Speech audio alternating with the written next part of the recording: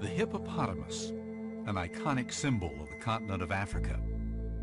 These semi-aquatic creatures roam wild here and nowhere else in the world. At least they didn't until now. This small herd of wild hippos lives thousands of miles from Africa in the South American country of Colombia. How they got here is a crime story. Where they're going is a mystery.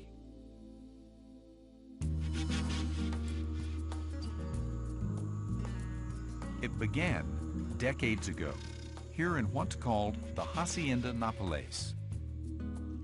Now it's a ruin, but this was once the fortress and personal playground of one of the world's most famous criminals, Pablo Escobar, ruler of the Medellin drug cartel. Escobar used his ill-gotten wealth to stock this 7,000-acre estate with a private airstrip. Dozens of buildings, and a faux Jurassic Park, complete with life-size dinosaurs. He also had his own personal zoo, stocked with exotic species, such as zebras, giraffes, and 4 hippopotamus. Wilter Lopez, who goes by the name Chocolate, is now a ranger for the environmental agency in charge of much of Hacienda Nápoles. He knows what it was like before Escobar's downfall.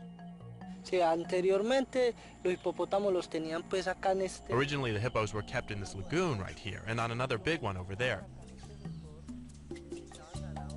They would feed them in this area and they would give them carrots and salt. They'll eat grass.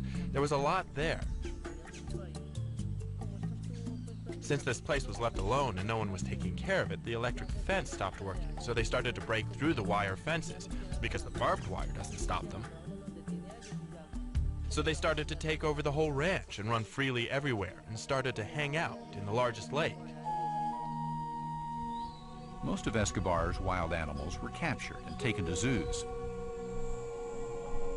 At least 2 of the hippos were left behind. They rank among the second largest mammals in the world and can produce calves every 2 years.